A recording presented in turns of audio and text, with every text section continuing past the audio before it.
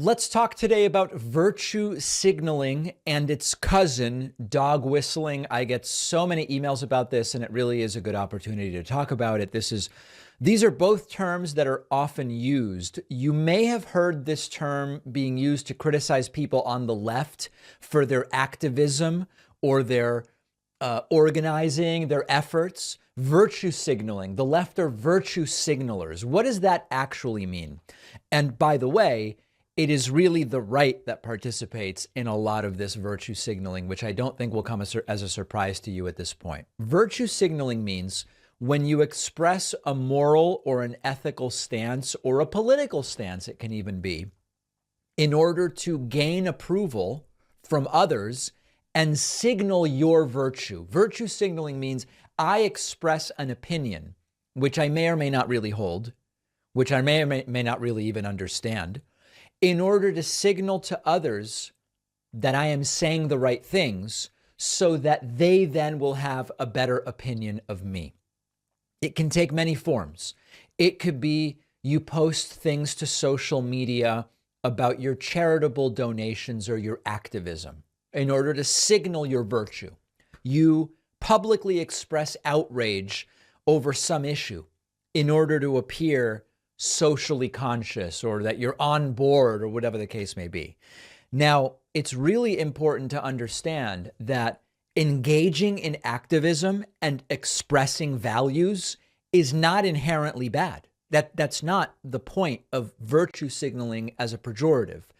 When the actions are being done, when the signals are being sent, primarily to gain social approval or status, that's when it becomes virtue signaling rather than simply expressing an opinion.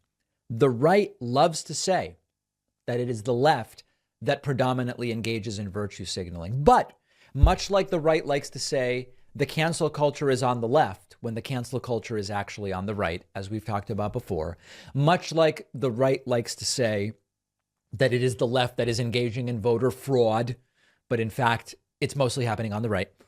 It is exactly the same with virtue signaling.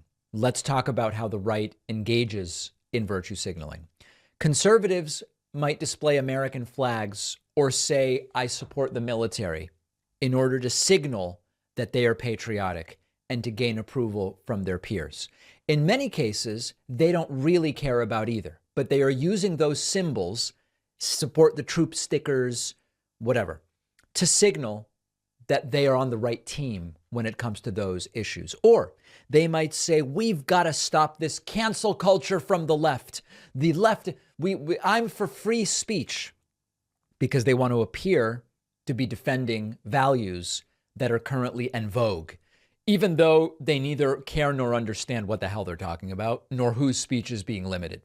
Blue Lives Matter stickers or paraphernalia or whatever to show we support law enforcement and the military, they might not even really care or understand what's going on with law enforcement or the military.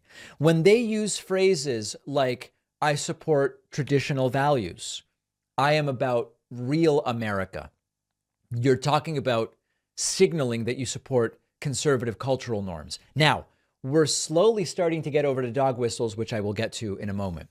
Other examples of right-wing virtue signaling include posting on social media about how you want border security. We have to have a border when you live in, Iowa. Doesn't mean you can't care about immigration when you live in Iowa, but for many of these folks, it is a form of virtue signaling. Sometimes expressing religious beliefs or even going to church to be seen at church can all be examples of right-wing virtue signaling. But, and this is where we start getting into dog whistles, virtue signaling and dog whistles are two different things.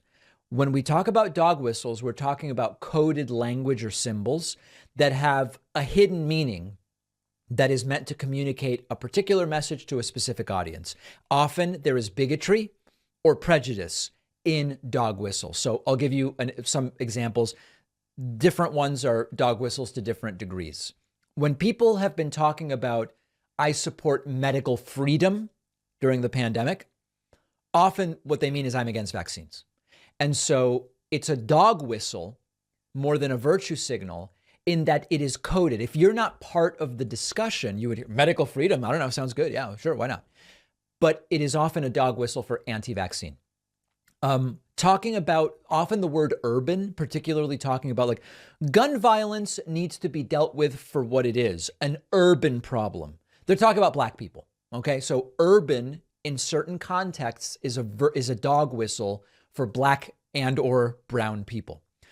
Sometimes law and order can be a dog whistle where you're sort of saying, well, I'm tough on crime, but law and order is also often used as a dog whistle to support racially biased policies, like, for example, stop and frisk. America First is sometimes a dog whistle to white nationalists and others. States' rights is one that's been used by politicians to support policies that discriminate against minorities, roll back civil rights. States' rights has been used as a dog whistle up to and including support of slavery, quite literally, when they talk about the Civil War.